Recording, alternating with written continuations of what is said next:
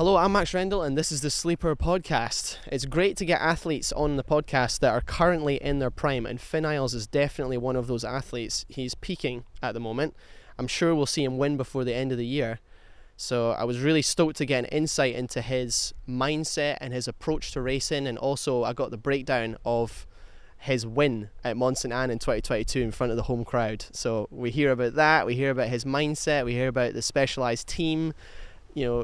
It was great. It was a really good conversation, so I hope you enjoy it. If you want to support the podcast, you can hit us up on Patreon and donate to the cause, or you can cop some swag. We've got hoodies, we've got jerseys, we've got everything.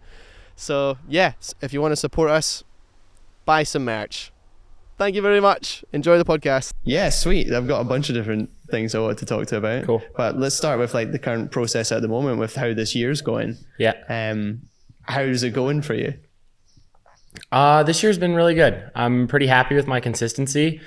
I'm consistently fast, but consistently just not fast enough so far through 2 races. Lenzerheide was a bit funny because I felt like I just hadn't been at races at all leading into the season. I did one race and I crashed. It was right after my dog died and my head wasn't really in the game at all. So it was kind of like my first race since Mont Saint Anne last year. So I came in kind of just knowing that I was riding fast, but not 100% knowing where I was at. So sort of building through that weekend to end up 5th was pretty cool. And then coming into Leogang, I knew that I had more, I had another level. And in Leogang, I felt it through practice and I felt it in both qualifying and seeding. And in the race run, I think I just got a little too complacent. And I was like, I'm sure I was going to win. I had the feeling, and then I just made a couple mistakes at the top that weren't that great. And then right at the bottom in that last corner, I just kind of threw it away. I don't think I would have been able to beat Andy, but probably could have been 2nd or 3rd, which would have been really nice. Problematic last corner, that corner. Yeah, it's been problematic in the past. I think Danny Hart had a crash there one year. Somebody else has gone down there. I think Loic. Valley as well. Yeah, Loic in 2014, but just one corner up. So problematic. Yeah, what the funny. hell? It's because Leogang's like that. You get to the bottom and you're like, okay, I'm almost there. And then for some reason, that's the hardest corner on the track. Yeah, it's funny. No, you're riding really well, visibly, and you're riding at the moment. Although it's maybe not where you want to be, it's definitely in the spectrum for an overall sort of thing. Is that something that's in your mind that you've ticked off the dream almost result of winning in your hometown? Yeah, coming into this season, last year being 3rd overall and missing 2 World Cups, I was like, wow, I could have potentially won the overall. So looking at this season, I was kind of more focused on being consistent and being a little bit smarter with my racing and my training and my riding, because I had 2 injuries that were just kind of avoidable because I was being a little bit dumb.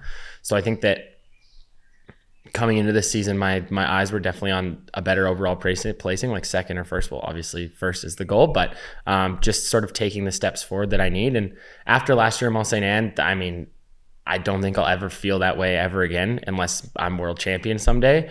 And I think that the next step for me after, winning World Cup is winning another one. But then beyond that, it's the overall. Yeah. How do you balance the sort of champs versus competing in an overall sort of balance? Do you find it difficult when it's just all of a sudden there's this one race that you need to go ham for? It's really weird when it's in the middle of the season. I think that this year's interesting because Loic was world champion for 2022, but he only has the jersey for 3 races or 4 races because true. This race, Worlds, there's 5 World Cups after. So it's weird having it in the middle of the season because you want to give it 100% for Worlds, but then if you push too hard, especially in Fort William, it's not very forgiving. You could have an injury and then you miss 5 World Cups because after that, it's bang, bang, bang, bang, bang. So I think that balancing that is finding the right speed at the right time in Fort William. And I think that it's easy to go too fast there too soon. And I think that building towards race day so that your absolute peak is when you're most focused. And I think that'll be hopefully the plan for race run. And then after that, it's just a complete switch because at Worlds, you basically just have to go completely interstellar and just go as fast as you possibly can. And then after that, it's sort of balancing fatigue and I would say speed until the end of the year, because 3 races in a row with the new format is going to be really mentally and physically tiring. And then travel to North America is going to be hard as well. Yeah, just to sort of go back a little bit, just last weekend, we witnessed Kolb do the home win. What was that? Knowing what that feels like, what was that watching? Pretty incredible to watch that. Like feeling that last year and knowing what that feels like. And I think Andy got his first podium last year, like 1 year ago in Leogang. So for him to do 1 year later, get his first win was pretty incredible. And he was just standing there and I was like, man, soak it up. This might be the best feeling you'll ever have. And like to see the Austrian fans come out like they did and like the chants and the smoke and how much they like have taken to him is really cool to see, because I think that it's only going to help the sport grow in Austria. And to me, it's like one of the countries in Europe that has the best potential to have good races, good riding, and hopefully a good fan base, because they're so keen on things that they're good at, like ski racing, that I think that bike racing in the future hopefully can take up that sort of level of popularity here. Yeah, for sure. It's so significant. It'll be on all the local news sites and stuff. Exactly. Did that sort of thing happen in Canada when you took the win? More localized in Quebec, Local, I think. yeah. It's weird biking in Canada. Like it's very popular in certain little sectors. So like Vancouver, Sea to Sky, like it's not the most popular sport, but it's like the most popular thing in Squamish, Whistler, and Pemberton. And then North Vancouver has so many trails, and we have really good, what's the word, infrastructure for it. And then you go all the way through the prairies and there's just no riding, so nobody really cares. And then you go to Quebec and it just seems like they really care about sport there. So I think there it was a pretty big deal, but I live a 5-hour flight away, so I didn't really get to see that. Yeah. That day in general, is it blurry, or do you remember like the whole thing in great detail? I think I remember the morning really well. I remember. Go on, take us through it. Yeah. So in the morning I woke up, and on race days, I always have like, your stomach's always a little bit uneasy. It's harder to eat. And I woke up and I felt really good. I was like, this is a funny feeling. Like I didn't feel uneasy. There was no doubt in my mind really, because I'd won qualifying by like 3 seconds. And I was like, I can go faster. Like I know I can go faster. I know where I was making my mistakes. So I was like coming into race day with a lot of confidence, and I felt calm. Weird. So I had like a really good breakfast, and practice came, and first run I came down to the bottom. I went to my mechanic, Kevin, and I go, the bike's too soft. The shock's too soft. He's like, this is the hardest suspension we've ever run on the bike. I'm like, it's too soft. We have to go up a level. And he's like, are you sure? I was 100% certain that we had to change it. So we changed the shock for the second practice run. I broke a chain guide first practice run, broke a chain guide second practice run. And then that's when the nerves kind of started to set in, was after second practice, because I felt really good, but then it's just you against yourself, against your mind a little bit, especially with, I hadn't won a World Cup yet. I was building towards it. I was so close all year. And then to be the fastest qualifier by that much and in your home country, it was sort of my race to lose. So I barely got through lunch. Hard to eat. I ate chicken, like dry chicken and rice. It was not my best lunch ever. But then heading up for my race run, I always listen to like the same playlist over, like every single race I listen to the same playlist. It's always the same top to bottom. It's an hour and 30 minutes, and I start in the pit. I hate knowing times. I don't want to hear anything about the race. So I'm just like full volume all the way to the gondola. And then Kevin and I talk the whole way up, and we look at the crowd. It was amazing. And then warming up, I just sort of like, you have this feeling where you're warming up and you're like happy, and you're like, for me, I feel like if I'm happy, if I'm calm and the music feels a certain way, I know that it's going to be a good run.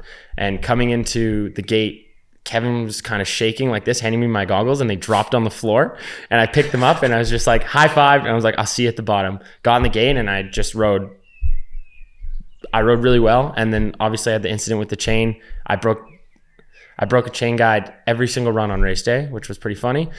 And then after that, I remember the feeling crossing the finish line, and then it's basically a blur for the rest of the night because I drank a lot. a lot. Yeah. But wow. Yeah, being able to celebrate that there with my parents and everything was pure. It's like pure joy. There's no other way to describe it. When I cross the line, look back and it's green, you're like, I can't believe that just happened here now. With everything that was going on, was pretty amazing. Yeah, it's like the holy grail combination, really, for sure. Yeah, I don't know. I hope this year I can do the same, but I think it'll be different for sure. Sick. The music thing, that's really interesting. Why is it the same playlist? I don't really know. I built it last year before the race season, and I'll add songs here and there. This year I added like 3 new songs that are closer to my race run, because with semifinals, I've got a specific song just for before my race run that's the only time I'll ever listen to it. But now I have one for my semifinals as well. And I'm pretty particular about it. It's a little bit weird because it's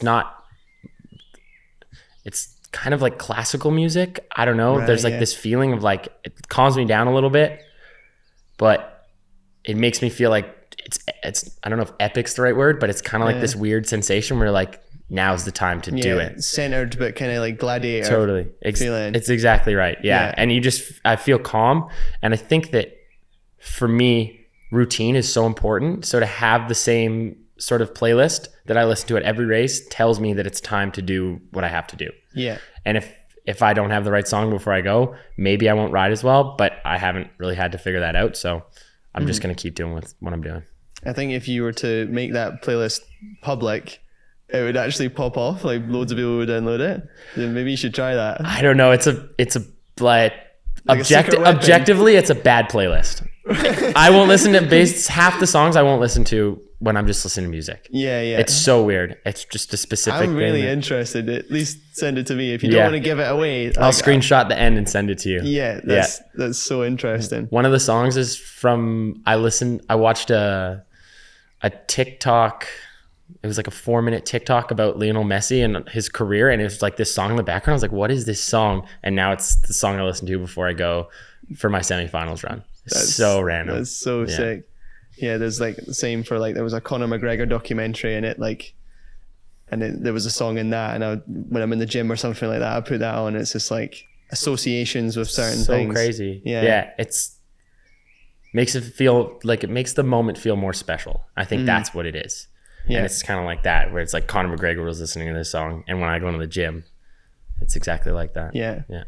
It's funny, like you almost it sounds like you build the moment up as opposed to like shy away from it, which is really, really good. Was it always like that for you? Did you always sort of thrive in the pressure, or have you had to learn that? I would say when I was younger, I did. I did so much racing as a kid, whether it was ski racing or bike racing, that I felt that I always knew when my best had to come. And then when I came to pro, I kind of lost sight of that a little bit. And I had a tough couple years with crashes and not really figuring myself out. I grew a lot. I got bigger. I didn't know how to, I just was out of balance with my body and my bike for a couple years. And then COVID came around, and we had 4 races in one season, 5 in the next. But I think that time off through the COVID season really allowed me to figure myself out a little bit more. And I think I got back to where I was when I was younger, where it's like, I just love to race. And I know that when I'm racing, that's the best that I could possibly do. And I think that's the most important thing for me, was to focus less about impressing people or trying to be the center of attention or whatever at races, and just focus on myself and just taking it so that I'm focused on what's best for me and riding my very best, because there's no better feeling than doing the thing that you love the most and doing your very best at it. And I think that is a feeling that I've really stuck with over the past couple of years, like the past probably 3 years. And it's just helping me build more confidence and consistency in my riding, especially during race runs. I think building the moment is something I like to do because it makes me feel like it's important. And I think that just triggers my brain to hyper focus. Yeah. That's really cool. No, I noticed that even from a distance, like we've never really spoke before, but you could see that there was like a frustration with your results before, like probably prior to COVID. Yeah. Was that just, do you think, because you'd done so much racing and winning when you were younger, that when you were expecting a lot and it just wasn't there? Yeah, I think I expected a lot of myself, but I felt like a lot of people expected a lot of me as well. So there's this weird thing where I almost felt like I wasn't doing it for me. I was just kind of going to races and trying to win because I thought that that's what I should be doing instead of something I wanted to be doing. And there was a lot of other things going on in my life. I went to university for a couple of years, and I felt like that kind of took a lot of my focus away from riding because I was trying to do school, I was trying to ride, and it was hard to balance everything. And I think that coming out of junior, I just expected that it would kind of come easy because it always had, but it was kind of a kick in the face because I didn't put the effort in that I should have been putting in. I was like, I'm just going to continue like I am. It's easy to bike race, right? And then I got to pros and it just wasn't the story. And then it takes a few years to figure that out. And I think that there's definitely a little bit of, I was the fastest junior. Now I'm going to come into pro and show you guys what's up. Just a lot of arrogance, I think. And I feel like it was good for me as a person to sort of go through that to understand myself and sort of become a better person. That's sick. It's a very fine line though with arrogance and confidence. Yeah. So yeah, tell me about that balance. Yeah, it is a very fine line between those two. I find that confidence comes from, for me anyways, knowing that I've done what I've had to do to ride my very best and that I've worked as hard as I could and put the effort in to make myself the best that I can be. So that when I get to the start line, it's like, what did I miss? Nothing. I'm confident that I've done everything right. Whereas arrogance, I think, for me, especially when I was younger, was like, I'm the man. I'm a good rider. Like, I don't know. It's a different feeling. It's less about the process and more about just like the feeling. And arrogance can work too. But I think for me, I felt like when I was younger, I didn't have to work as hard. I just thought that I was naturally better than everybody else. And it's just, once you get to that top percent, you have to put the work in or else it's not sustainable. Yeah. But ego is like, it sounds like you had a bit of ego coming in and now you've sort of got a management of it, but actually ego is really important as well. For sure. To like, for your own motivation, for your own confidence, you kind of need to roll into the gate thinking that you're the shit. Yeah. You know what I mean? I think that's part of the confidence too, with knowing that you're like, nobody worked as hard as me. Like, then it becomes a competition with yourself, but then it becomes a competition with everybody else too. You're like, I worked hard, I put the work in, why can't I beat everybody else? And then I get fourth and I'm choked. Like last week I was pretty upset because I was like, I expected more from myself. And you think, it's hard to think that you're better than everybody else when you're in the start gate, but it's kind of this feeling where you have to have that, feel that a little bit deep down and be like, I am the best rider on the course today. You might not be the best rider in the world, but that day you have to feel like you're the best rider because on that day, that's how you win. Or you're like, nobody's going to ride this faster than me today. It's just not possible. And I think that that's also in part with the confidence side of things, because if you work hard, you should have that feeling within you because that you know that you've done everything you can.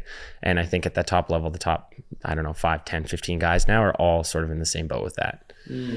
Yeah. That's, I think, what separates the consistent from the non-consistent. If you can consistently convince yourself that you are the best on the day, then that's for sure to elevate it, you know. And I think the ego thing isn't an off the bike, it's an on the bike thing. Yeah. Where you have to feel that you're better on the bike, but off the bike,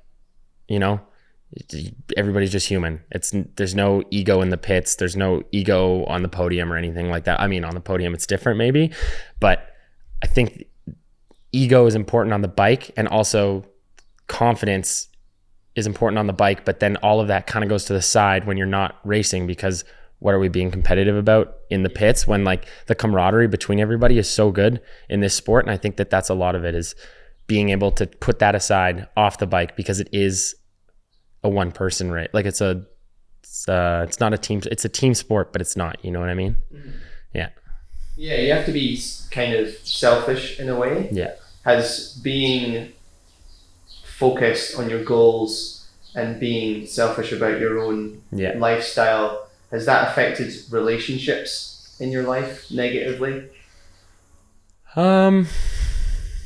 I wouldn't say it's affected them negatively, but I don't see a lot of the people that I used to see. There's a few people that I don't really get to spend time with that much anymore, because I'll wake up in the morning and I have to go ride, and then I have to go to the gym, and then all my friends are going out for drinks, and I'm like, I'll get to go once in a while, but half the time I won't go because I have intervals the next day, and I have to sort of plan, like if I am going to go see a bunch of people, it's normally on my day off or before my day off, and then trying to sort between skiing and riding and training and everything gets pretty hard. So I think that you have to be fully committed to getting done what you have to get done, and then everything else you can do if you choose to, but it's hard to be able to get everything done, especially with the driving and the eating and the training and however long each thing takes. Mm-hmm. Yeah.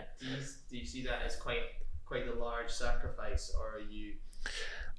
I would say not massively, because I find that my life is very good.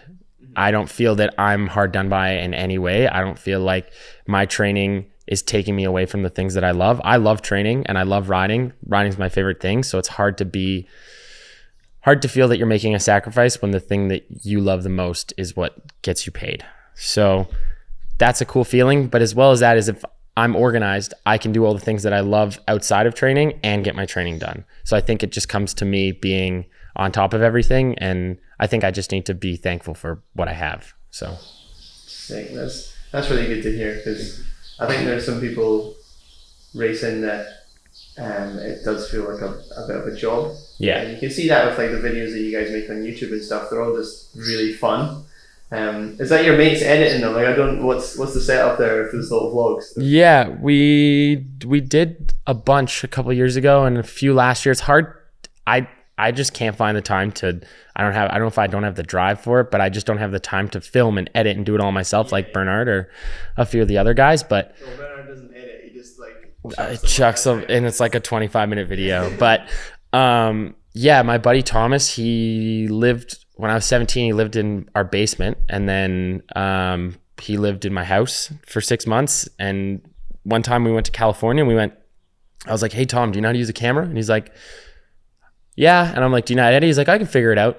And we went to California, we made a couple vlogs, and then Red Bull supported the vlog series for like 2 or 3 years, and Tom just traveled around. He's like my best friend, and we just got to cruise around and make videos and have a lot of fun. So that was really cool. That's sick. Yeah, you can see that you are just like enjoying it, like the little memes that you throw in there and stuff like that are really funny. Yeah, I feel like for me that's the most important thing too, is to just have fun. If it becomes, obviously there's serious moments, but if it becomes serious all the time, you lose the sensation. I don't know if that's the right word, but there's a feeling there that everything has to be enjoyable. Not everything, but most of it. Yeah. And you enjoy like the gym work and everything like that. You love that stuff. Yeah. I think it's because I love that stuff, because I know that it's going to make me better. Mm-hmm. And if I can go faster on the bike, I'm going to be happy. So all the work that just goes into it, some days are bad, some days are good, but for the most part, it's generally just progress. I'm happy to be here, working hard, doing what I have to do so that I can be faster. Did you listen to the podcast we did with Jordan? I listened to the first part, and then I haven't finished it yet. It's funny because he said how adverse to training he is. Like, and he just doesn't do any of it at the moment. And no, I did say to him, I was like, that'll probably change, like as you grow up, and but it's just cool because he's managing to string it together without that. Yeah, him and Jackson are both sort of like that. I've noticed they're not, I wouldn't say Loic or Amari style, where those guys are in the gym, they're on the bike, they're constantly training. Loic rides downhill half as much as I thought he would, because he's always training. And when he goes to ride downhill, he has a lot of fun when he rides downhill, but most of the time I see him go, he's with his mechanic doing testing and working on the bike and doing things. Whereas living close to Jackson and being on the team with Jordan now, I just see like these guys go out, they ride, they have fun. They go out, they ride, they have fun, go to the gym once in a while. We went for like an hour pedal in Switzerland. Jordan's like, is this ride almost over? I'm tired of pedaling uphill. I don't want to do this anymore. And we're like, what? Like we were barely riding. He's like, yeah, I'd rather just go downhill. And next weekend he wins the World Cup. And it's hard to wrap your head around, because all of these things that I've just been talking about is how it works for me. But then for both of those guys, it's a completely different story. And they're both so fast in their own way. And I think that kind of shows that although what works for me and Loic would be completely different for those two. Mm-hmm. And I think they're young, so that really helps that out. And I'm sure over the years, they're going to have to start picking the training up. But right now, whatever they're doing is working, so why would you change it? Yeah. That's sick. What would you say about Jackson at the moment? Because there's something quite different about his riding, given the fact that he is so small. Yeah. It looks almost unnatural the way that it's crazy. It's weird to watch it, like the way that he manages like hard compressions He's This so looks light. like nothing. Nothing. Yeah, what can you say about his technique? Do you think we're seeing like a new like immersion of like a level of skill? Like obviously you're at the same level, but it's Completely different. Visibly different with him. I think he has a little bit of that Troy style, where Troy always looks like he's just hovering. Everything looks smooth somehow. And I'm how did you go through that so fast and look so smooth? And the same with Jackson. He rides through that steep part in Leoge and just boom, boom, and he just bounces down. And I think last year he said he rides like a rabbit kind of thing. A rabbit. And it makes a lot of sense. He's so light and he's small and he rides a really big bike and he's so talented and he manages to make it work. And it's crazy to watch how he uses being light to his advantage. And I think that being heavy and strong helps in a lot of ways. And I have to ride a certain way because of how I'm built, and he has to ride a certain way because of how he's built. And you can see in his riding how he breaks so little, but he's able to generate and carry so much speed still with how light he is, which is super impressive because obviously if you're light, it's harder to carry and generate speed. And somehow he finds a way to do it. And I think that if he was 15 pounds heavier, he wouldn't be able to ride the same way, and it'd actually be way harder for him to be as fast as he is. So him being small and the way that he's learned how to ride, I think really is playing to his advantage. And obviously he's just that talented where he can do it and he does it. And you can see it in the last 2 weeks. You watch him in practice, you're like, damn, that was sick. Yeah. I'm seriously impressed with the way that he's riding currently. And it's funny because you just stand next to him when he's warming up and you're like, what? Like, it just like looks so small and so crazy. Like thin as well, like just very, very light. And it's all like body relative too, with strength and endurance and all of these different things. And it's crazy just to see in mountain biking, you could have someone like Jackson, you could have someone like Amari, and then you can have somebody like Greg, and all three of them could be on the podium at once. And you're looking at it and you're like, how is this possible? And I think it just shows that there's not really a blueprint for going fast. It's just, if you're talented, if you ride well on that day, anything can happen. Yeah. It makes it a lot more exciting. It is cool. And I think that helps because it's a gravity sport. So then you don't have if I trained 30 hours every single week and I come to the World Cup, how is that going to affect me if I don't have the skill to do it? Skill to ride my bike well. And I think that because it's gravity, you don't have to have a blueprint, and there's nobody can say that their way is the best because nobody has proven that their way is the best besides Greg, but Greg's always changing how he does things. So it's cool to see the versatility or the variability in the sport. Cool. And it's like people speculate as well. They're like, oh, this is a big man's track. This is a light man's track. And then normally it gets completely thrown off. Like everyone thought Fort William was just like Greg Menard's style of body's track, and then Troy wins. Wins, and Laurie was so fast this year at the British Downhill Series, and it's just interesting to think about all of the things that you sort of grew up with are just kind of out the window now. If you're fast, you're fast, and that's all. That's the rule. Go fast, and it's cool. And I think with the new format, that's also allowed for a higher pace because you go for your semis, you're like, that was a sick run, and normally after your race, you're like, well, that's it. But for the semis, now you know where you were slow and you know where you're fast. And if you just repeat what you did and then add the sections that you were slow in, you can see how much the time is dropping from qualifying to semis to finals. And I think that will actually, I think that's playing a part in sort of changing the narrative around different tracks. This podcast is sponsored by HIT. HIT is a first-of-its-kind smart device that attaches to an athlete's helmet to measure G-force and rotational force data. A HIT device can be used to accurately inform decisions around potential head injuries after crashes. After large impacts, it's often difficult to know what you should do next.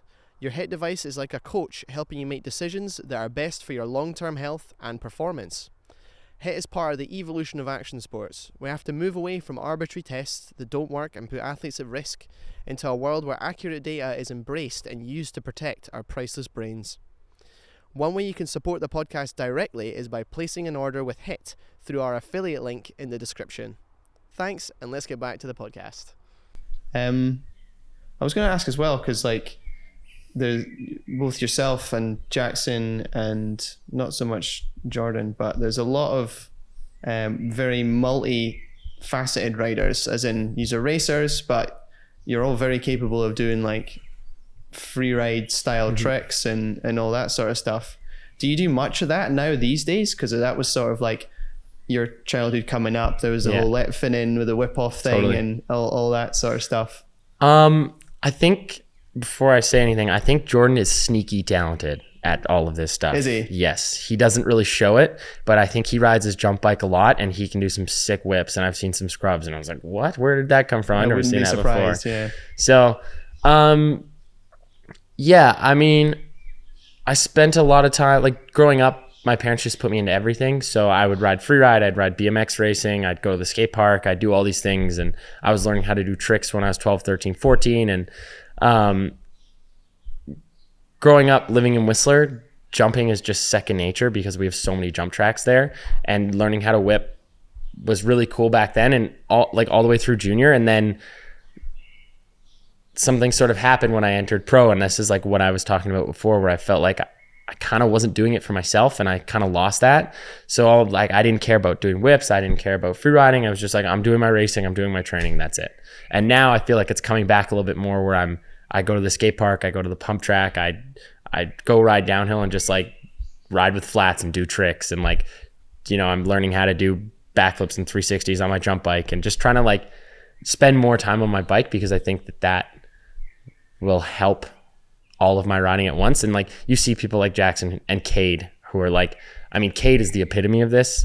He's not competing for podiums yet, but there's a potential for him to do that. And then you look at him on the jump bike and you're like, how is he doing this? And Jackson's a little bit similar in that way. And I think that spending as much time on your bike as possible just translates to being a good rider.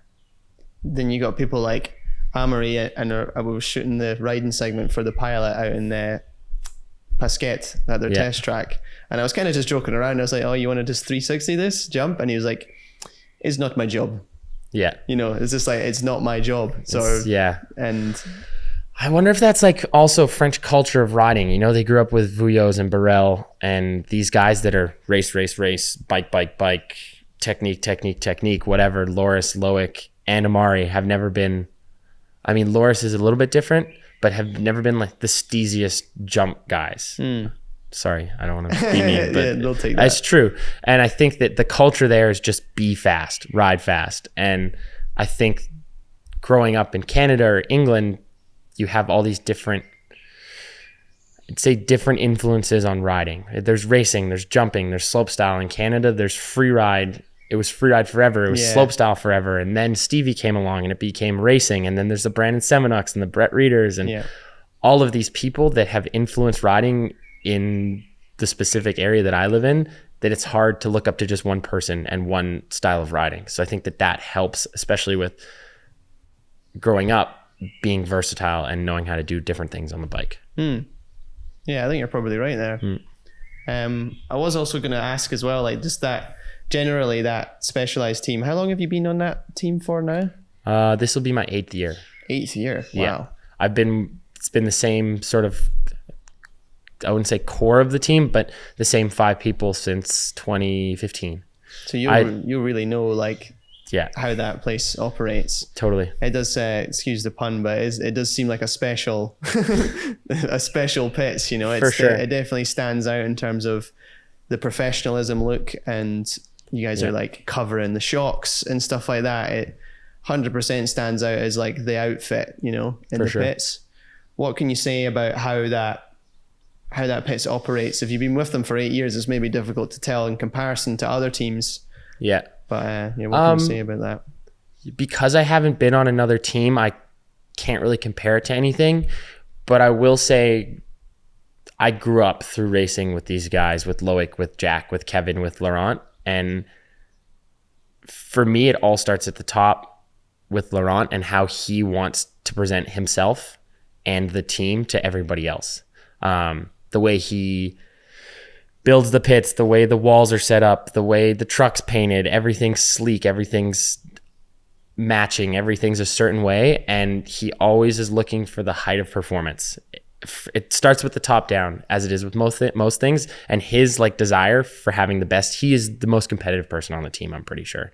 He doesn't show it, but he is. And he's been in the game for so long with Jack, with Kevin. They've both been, all three of them have been in mountain biking for, I feel like Can 20. you just describe who those people Yeah, are for people? absolutely. Laurent is our team manager and owner. So his company is called Pure Agency, and he is the manager of me, Loic, and Jordan, and then all of the mechanics and all of the stuff around Specialized Gravity, as well as Gen S and the Enduro team. So he's in charge of a lot of things, basically most of the racing programs now with Specialized on the mountain bike side. And Jack Rohr. He is Loic's mechanic. He's been with the team with Laurent for 15 or 16 years now. They've been together.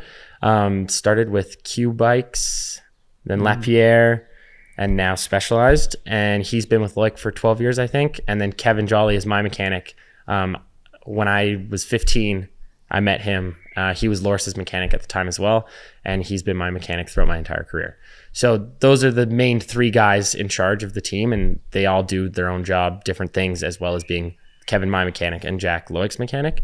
And I think, as I was saying, it starts from the top down. So from Laurent, it translates to everybody else. There's always this feeling where performance is the goal. It always is the goal. And I think how we've built the team with, or how he's built the team with the sponsors and the riders, it shows that all he wants is the best results. And you can see this year it's sort of paying dividends more than it ever has, with 3 riders on the podium in the first race, 2 at the second race, 1, 2, and 6 in the overall. And it's kind of been like this forever with him. I mean, all the way back to Lapierre days when it was Rego and Loic and Blinky and Loris, and they had, team of the day, team of the year, all these different things. And I think from there, he's built it into something different with Olin's and Specialized and all of these partners that we work with. He always demands the best of them, and he can go back and be like, look at our results. Look what we did last year. Loic was world champion. I was 3rd overall, blah, blah, blah, blah, blah, whatever. And I think that it allows him to show that the proof is in the pudding and his program works best. And what he wants normally ends up happening. And he's got a good head on his shoulders, and he knows how to manage riders, because I came in as a junior and he wasn't like, you have to win, you have to do this. We need you here, we need you there. He's like, I trust in you. This is why you're on the team. Certain times he'll put a bit of pressure on you to perform, but he's so focused on developing the rider that you kind of lose the sense that he's the manager or the person that pays you. It's more like he's just the guy who's helping you become the best that you can be. And I think that's why Loic's been here for so long in me as well. Yeah, the program before, like you've mentioned the Lapierre days, even then there was a lot going on that was quite custom with the frames and stuff like that. I remember there was these all white frames that they had. Pen box, so cool. And it was just the nicest looking frame ever. And then they completely changed their platform. I wonder if that was maybe part of the reason why they left that, but it was definitely slackened out and it looked longer. Yeah, because I remember sitting on like a production one, and I was like, this definitely is not the same. Like I've been watching these bikes, and they definitely don't. Yeah, the one don't be like this. I'm trying to remember what race it was at. It was in one of the Life on Wheels thing. Yeah, that Mono filmed. Blinky, maybe it was Wyndham, like 2013 or 14 they had those bikes, and they were so sick. And I think that's sort of where it starts too, is custom bikes, custom sizing, pushing for what's best for the rider, and sort of pushing the sponsors to work hand in hand with the race team, because nobody can develop a bike better than the fastest riders in the world. And I think that sort of comes and helps us and helps him secure all the things that we need to do the best. And I think, to be honest, we have the best supported team in the paddock. Yeah. In terms of technology and what we're able to do and what we're able to get from all of our sponsors. And like you can see it this year with the new kits and the bikes. And I mean, Loic's on a different level than I am with the suspension and everything, but even my bike, you watch them ride and you're like, it looks amazing. Yeah. And I think that it's just how he manages things and how he works with us and then works with the sponsors that allows us to have this setup. Mm-hmm. Yeah, it must be quite difficult for him though, because I know that those conversations between race team and brands do get heated, because you're basically you're asking a lot from them, and it's kind of like, where are they making their money if they're pouring all this time into investment? Is it actually better? Are we going down the wrong path? It's a lot of trial and error. So I think so.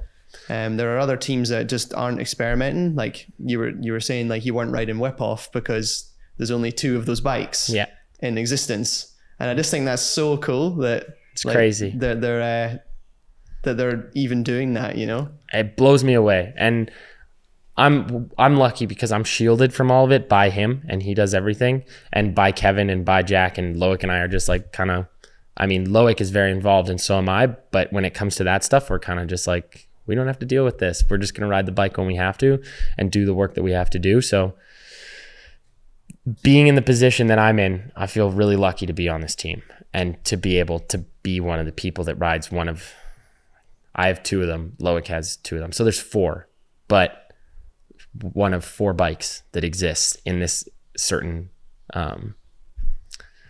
kinematics or whatever you'd want to call it. So that's a pretty cool feeling. And I think that, I'm just lucky to be in that position. Have you ever tried something that they're trying out and it's just been completely off and you've just been like, this ain't it? For sure. Actually, Kevin and I were trying, we got new frames and Kevin and I were trying something, and he was like a whole month he said he put into this thinking about it. I did 1 run. I said, we're not doing this. This is not it. He's like, well, we have to do a couple more runs. 2 runs later, I came down. I was like, no, this is not it. So a month of thinking and changing and getting special parts to have something on the frame and me just dismissing it immediately is crazy. And I think that's what's cool about being able to do these prototype things, because it's a constant, not fight, but a constant like pursuit of progression, where if it doesn't work, we just try something new. If that doesn't work, we're going to try something new. And it's just building like this so that we can make the bike as fast as possible. Do you have a lot of trust in your feeling in terms of the bike? Because it must be quite difficult to like actually decide that it's better or worse. Totally. That's a funny question, because what works for me doesn't work for Loic, and what works for Loic doesn't work for Jordan. And I have to trust my feeling because I know what's going to be best for me. And Loic will do his own thing, and I'll be on his bike. I'll be like, this is weird. And he'll be talking to Jack about something, and he'll say something out of suspension. And when I was younger, I'd listen and I'd hear it. I'd be like, maybe I want to try that. And it would influence what I'm doing.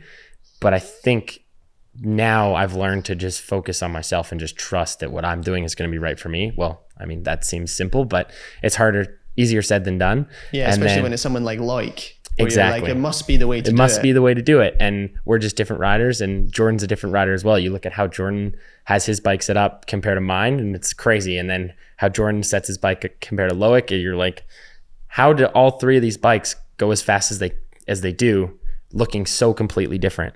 And I think that is also sort of goes back to the same as the training, where there's no perfect recipe. And I think developing a bike is so interesting because what I want isn't what Loic wants. And I think that that's up to them to then figure out what is the correct mix of things to then put towards production. Because then how is the consumer going to like it compared to how I would ride or Loic would ride?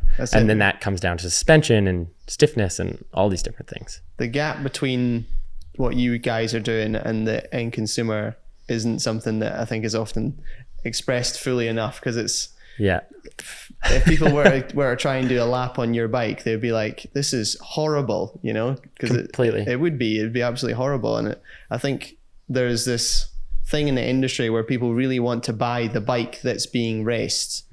And looking at other sports like Formula One, like nobody, like I mean, if I had the money, I'd love to buy a Formula One car, but like nobody wants to buy a Formula One car. Like you want to buy the road version, and and that's kind of the same, I think, in downhill. And I think the brands are being held back by that a little bit because they gotta make something that the end consumer can have. If it's got some mad like technology on it that's just completely unaffordable for everybody, then they're not going to put it out. And if they make it and then it's useless to that person because they can't ride fast enough to make it work, is another story, which is interesting. I think that's what's sort of, people refer to downhill sometimes as the F1 of mountain biking. And I think that that's why it kind of gets that name, because I would buy a stump jumper because Loic rides a Specialized demo, or I would buy a Santa Cruz Nomad or whatever, you know, because Greg Menard is riding, or Laurie or Jackson is riding, you know, I wouldn't buy that exact bike. But then there's this desire to also want the same looking bike as what the pros have. And I think if people got on mine or Loic's bike and tried to go for a run, they'd go, how do you even ride this bike? And I think about that sometimes myself when I go home and I'm not at race pace. I get on my bike, I'm like, this bike sucks. Like, what am I doing? And then you have to go faster to make it work. And there's this weird, I think what you're saying is right, where it's trying to find how you take that and make it consumer friendly. And I don't know how that works, but it seems to trying to figure that out. I think a lot of bike companies are, and it's more about the promotion of a rider attached to like a piece of what they make. So with the tires, Loic Bruni rides Specialized tires. That's something simple. So why would they not buy Specialized tires? I don't know. Yeah, it's an interesting one, because the gap is definitely, like, I was talking to Emil on the podcast, and after we finished the podcast, we were talking about that same sort of phenomenon. And it's interesting with slopestyle, because like no slopestyle bikes are being sold. Nobody's buying slopestyle bikes. Yeah. And yet it works as a marketing thing. Yeah. But only just right at the very, very sharp end. Very sharp end. Yeah. And it's the same in somewhat in downhill, I suppose, but it's a little bit more relatable, I think, because I mean, I can't even imagine doing what Emil does. That is beyond anything, you know, like 360 double tail whip, double bar spin. You're like, how are you doing this kind of thing? And I feel like, it's a little bit more relatable in downhill, but still, I think it's that guy is the idol. I want what he has, and that's a trek for ML. So yeah, it's interesting. Yeah, he was also saying it's a slopestyle is almost a niche in and of itself. It's really spectacular, and that can be appreciated by anyone. But the format of like judged events versus like timed events is like a totally different thing. Like, it's very easy to understand. Fastest person down the hill wins the race. Right. Everyone appreciates that. Where there's a bit more like nuance and creativity involved in slopestyle, and how you ride the bike too. Like, stees is such an important thing. And the outfit, even for slopestyle, because you don't have to wear a race kit, you have to choose your sort of clothing. Is different as well. And I've never really thought about that. It's pretty crazy in slopestyle, that niche, because it's a spectacle, but then you still have to be presentable to, I don't know. That's interesting. And how they judge sports always throw me for a loop. Yes. That's what I asked him. I was like, what is the relationship between it being subjective and non-subjective? Because there's certain things that he does that are subjectively sick. Yeah. That get like really high scores. And then there's something that someone else does that, how do you decide which is more difficult to do? And then how do you decide which one's better looking and everything like that? So weird. Yeah. And he admitted he's like sort of somewhat tailored his trick bag to what gets super high scores. Interesting. And, but he also said that he naturally, when he was a kid on like a trampoline bike, was learning stuff switch from like early. That's so crazy. That's why he's like getting these high scores, because he's doing everything switch. He's doing everything both ways. And he makes it look so easy, so it's hard to understand as a like, I don't even understand it, where I'm like, why did that score better than whatever this person did? And it's, because Emil just did a switch, double tail whip, 360, whatever he did. Yeah. This guy's a machine. It's crazy. Yeah. I don't know. Slopestyle is another, I can't wrap my head around it. Yeah. I'm sure he can't wrap his head around what you guys do either. We'd say it'd be a fun video for him to come and ride downhill with you boys one day. That would be sick. Yeah. When we were in New Zealand together, he was talking about it. He wanted to come out and ride downhill, but it just never lined up because we were there at the same time. But maybe next year. Yeah, he was saying that whenever he rides downhill, his spike is set up for jumps. Oh, it's so stiff. Yes, must be. So stiff. So he needs to get one that's like chill vibes bike. Yeah. That's actually set up. Like, we could get it so it's like properly set up, and then see how far he is off. Because I reckon he won't be too far. But no, I think he, like, at that level, you're just talented at biking. You see it with Brett. You know, when he first came into mountain biking, he wasn't really a mountain biker. Well, not a mountain biker, but he came from Toronto, where there's not really any mountains or trails or anything. And now you watch him ride. And I rode with him. I was like, oh my God, you're fast. Yeah. For someone who doesn't race, it's so impressive. And he's such a good free rider now. And it's just, if you have the skill, you can develop in any way in the sport. Totally. So, you can branch out. Exactly.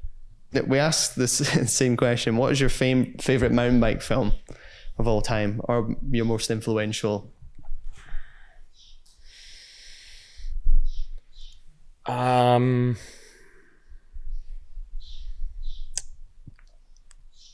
How am I forgetting the name? Oh my God, The Tipping Point by Clay Porter is my all-time Wow, no one said that yet. It is. When I was in high school, and still now, it's the only downloaded movie. I told Clay this when I filmed with them. It's the only downloaded movie on my laptop is The Tipping Point. 3 Minute Gaps is great as well. I love that whole series. And growing up, I was a huge fan of New World Disorder, and I was a big fan of the stuff. The Collective, Seasons, all the stuff by Anthill. I watched all of it, but for some reason that specific movie, I don't know, struck a chord with me. That's interesting. Yeah, I can't even picture it. I might not have even seen it, which is crazy. Yeah, it's like there's specific parts from all those movies that I really liked. There's one with Sam Hill, and there's a song by, who is it? Like Rob Zombie, Dragula. Right. And they have a helicopter and they're flying over, and Sam Hill's riding this dusty. Yeah, it's so sick. Yeah. And I'm like, that's dope. Like, I'm like got goosebumps talking about it right now. Like, that was super sick. And then there's one with Matti Lahaikinen in Finland from one of his movies that's insane. And then in The Tipping Point, just the way they cover the whole race season. And there's a section with Blinky, and I think it's Justin Leov. And then who else has a section in that? There's a bunch of, I haven't watched it in like a year, but there's a bunch of really sick segments. And then just how he covers the race season is pretty amazing. And then there's like specific videos I really like growing up that I was a big fan of. There's like any of the stuff Aaron LaRocque did on the island with like Dean Tennant and Brendan Howie, and all those are super sick. And then there's one with Matty Miles and Sun Peaks that I really liked. And there's like specific parts that I just was really fond of. And I think overall, though, 3 Minute Gaps, or not 3 Minute Gaps, The Tipping Point would be number one. I'm really trying to think now. You aware of that guy, Sylvia Films? You remember that guy? Totally. That's the one with Matty Miles. Is that the one with Matty Miles? Because it's something, I can't remember the song name, but it's like the way he rides Sun Peaks, you're just like, oh my God, it's so sick. There was a video, and it was like Sylvia going big with Brad or something like that. So sick as well. It was a backyard jump. And that was literally when me and Reese found mountain biking. So like, really, it was like, I'm telling you, like weeks after we knew that mountain biking was like more of a thing than we thought it was. And this whole world online was like, what? And we kept like refreshing Pink Bike. Sick. And we found that video with that backyard jump. And that was just like mind blown. Like, that's so cool. We need to build a jump like that sort of thing. It was just unbelievable. That was like for me, the peak of like mountain bike videos, and the peak of, I feel like, the attention they got, especially on Pink Bike. Now, I think the top 50 faved videos are all from 2012 to 2016. Now there's so much going on that they don't get as much traction as they used to, I guess. But all the stuff like that video, I forgot. It's so sick. There used to be so many good, any of the stuff by the Coastal Crew, like the SRAM did a series like In the Know. There's one with Connor Fearon that's so sick. Classic. And there's one with Howie, or not Howie, R-Dog, that's so sick. Yeah. And Curtis and Dylan have a sick one. Man, there's a lot of sick bike videos. Dean Tennant, Higher Calling is insane as well. I love that video. Seasons with Stevie is insane. The one when he's on the Cove is pretty incredible. Just because I live there, and I know that I lived there for 2 years, and I know all those trails so well. And obviously Stevie's riding is just so impressive. Yeah. Really thinking now. I'm gonna have to go down and look at all those videos again. I think you're right though. There was a bit of a golden era because it was just prior to Instagram. Exactly. Basically. It's the only place you get bike videos. Yeah. And everyone that's going out and filming with their buddies now is making a social. So they're like, oh, we'll go out and film a day's ride, and they're not going out to film an edit for YouTube. They're going out to film a social. Yeah. And then you're kind of restricted to, if you're making an edit, you've probably got budget behind it. Whereas I feel like all those ones that we're talking about, most of them might not have even had any budget. Like all those Sylvia videos, like I don't know who was paying for them. I think he was just doing them.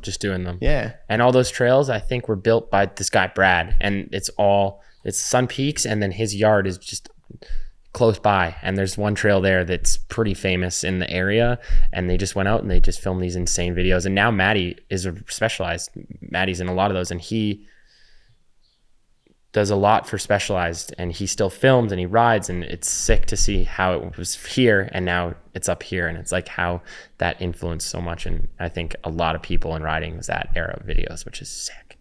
Super cool. Do you ever, I mean, you've done a fair amount of videos and stuff like that. Do you think that you'll go through like a period of really focusing on that sort of element and really wanting to put out some parts that like live on, you know? Yeah, I think so. I really like filming. I love the whole, I'm one of the people that will ride. I have to look at the shot. No matter what, I have to look at the shot. I'll be like, did I hit the corner? Do I have the right steez? Did this or this happen? And how can I do it better? So I like the idea of trying to get the very best shot for every single section so that the part is super sick. And like filming's fun because you get to just hang out and shoot the shit and just ride, but then also shoot with people that you like. And that's a cool element, because I feel like at World Cups, you don't really get to, I don't know if it has to do with World Cups, but just filming has a different energy to it. Totally. Which is really cool and enjoyable. I think I shot 2 videos recently. Neither of them have come out, but they're both should be really sick. I shot with Rupert and Clay. No way. And that was unbelievable. Shooting with those guys, it's like, I never shot with Clay, and then we did this Red Bull video in October and Clay showed up. I'd shot with Rupert before, and even shooting with Rupert was such an honor. I was like, this is Rupert, oh my God. Like, he made all these videos. And then shooting with Clay, I was like, I can't believe this is happening. Like, this is a dream come true, because I was 12 years old at home watching the movies that he made. And now here I am filming something that I came up with in my head, and he's the guy that's running the camera. And it's this crazy moment where you're like, I can't believe this is happening. And I would love to do more of that in the future, because there's so much talent in the filming world that everything that comes out has the potential to be amazing and sick. Yeah. And I think that because I was influenced so much by video and movie, that I want to kind of do the same. Yeah. Yeah. It's just the idea of like making something that's, it really is timeless. Like whenever you see it suggested, you click, sort of thing. Yeah. And I think what Bragg's doing is like insane, really cool. Like so sick. We literally just watched his Sound of Speed. It's so sick. And every time I see it, I have to watch it because it's just like so satisfying. Good. The way he rides, he's like so in command of the bike, and like it's so sick. Yeah. And there's something to be said for that, where it's, if you have the right idea and the right motive behind your video or your movie or whatever, I think no matter what, it's going to come across the right way. I don't know if that's fair to say, but I think that that's the right way to go into it. Yeah. Concept's important and everything, but the way that you ride and the way that you shoot it is very distinct and stylized. And like, I think that over time is what sort of stands out. For sure. Yeah. Braga's videos are sick. Yeah. And like, even like Cade and Chaos are kind of on the same, they do their own way of things, but there's a couple videos that those guys have, and I'm like, I have to watch this, you know? I see it and I'm like, I gotta watch it. Same with Brandon. Same with, a lot of guys. It's cool. Yeah. We love that whole process. We kind of have ended up in this situation where we've got this niche with documentaries. So it's like, we're making documentaries all the time. Yeah. And I love making documentaries. I think it's really important for the sport in general, and that's where we've ended up. But I love making a riding edit, and it's like, I don't get to do that enough, because we've got this little pocket of making like sort of Drive to Survive style documentaries. And the one with Amari was so sick. Like, that was really awesome. I love that. Appreciate it. I like to see, you don't see that side of him so much in the pits, and then you get to watch that movie and you're like, this guy's out of his mind. Like, and it shows, and it's like, he's not out of his mind, but just to see how much he wants it, how he will risk everything for it is just a crazy, everybody's different, but it's impressive to see that, and to have that showcased by you. It's amazing. It was really sick. Sick. No, I appreciate that. Yeah. That one is, I just talked about this with Reese as well. It's like, it's almost like who wants it more on the day. Yeah. Rather than it even being about, skill or fitness, it's like who wants it. Yeah. That can sometimes get you really far. I feel like Deprella is definitely a want Yeah, just wants it every time he's out. It's crazy. It's like a dog, you know? Yeah. I think that's sort of that French style as well, where it comes from watching Nico and Fabien. And damn, yeah, he does want it. You see it. It's interesting with those guys. And I think that's also why I liked Clay's movies, like I was saying, because it shows the guys, the riders, shows the personal side, but then it also shows the riding. So you see who they are and who the characters are, and then you see them riding and you see the racing and how it plays out and how each rider talks a certain way and rides a certain way, and it plays out sort of exactly not how you'd expect, but in a certain way. Yeah. And it's cool because you guys are doing something similar, which is really exciting because it just makes riders more known. You get to see the rider more in a off the bike space, and it's way more intimate. And I think that that's pretty cool. Even like as a racer, it's cool to see Amari, but I'm a big fan too. Yeah, so then you get to enjoy that as well. Yeah, and that's the French disconnect is a real thing in mountain biking, because it seems like there's everyone else and then it's the French. And we were really excited about this film because it was an opportunity to translate. So it was like, film has to be in English. We have to let people know like how mental you guys are, you know. We have to make this known. And I didn't know who Amaury was at all. It's like he's just this faceless character that's like a bit jovial and like super fun on the podium and stuff like that, but he's just winning the races. I know nothing about the guy, you know. So you can't even really get excited for the win, because you're not like, who's the guy, you know? Exactly. So I think understanding the person then creates a better fan base and connection to the rider, which is cool. And I think there's a huge thing with Loic with that, where people want Loic to win because of how he wears his heart on his sleeve. He's so emotional about everything, and he's very open with how he says things, and he says it online. And there was kind of that, there's something around him with that. And I think that how you showcased Amaury makes honestly me feel like I'm a bigger fan of Amari's now, because I watch that and you see what he goes through, and you see that he's just like, I'm not going down, I'm coming back up. Like, I'm going to win 4 races and I'm going to win the overall. Doesn't matter what's in my way. It's not a problem. And that's like cool to see, because that motivates me to be better as well, because I'm competing against that person. Yeah. And yeah, I don't know. It's cool stuff. I don't think people struggle to like relate to your character because you've been so on it with like media. Was that like a conscious decision to just be like really very open and making loads of vlogs and stuff like that? If people get into Finn Iles, they've got stuff to watch, you know. It may not be like a documentary like that Amaury one, but they've got all these vlogs, so they can understand who you are, they can relate to your character. Is that a conscious decision? When I was younger, I definitely wanted to just be on Instagram and post things on Instagram and make videos and have fun and do all the things. And I had a lot of help. So Red Bull Canada was so great with me coming up. They're like, we want you to do this video, this video, this video, and we're going to make a vlog series now for you. And they paid for it all. And so I want to do it. And I love filming. Like, any day that somebody's like, we should go film, I'm keen. I love it. But I had a lot of support with building that online sort of image from Red Bull Canada mostly. And they were so great with me that I was able to take like social media classes kind of thing, and how to stay yourself online, which is a big issue because it's easy to come across a certain way online, and that's just not who you are. So being able to stay true to yourself on the internet is quite important.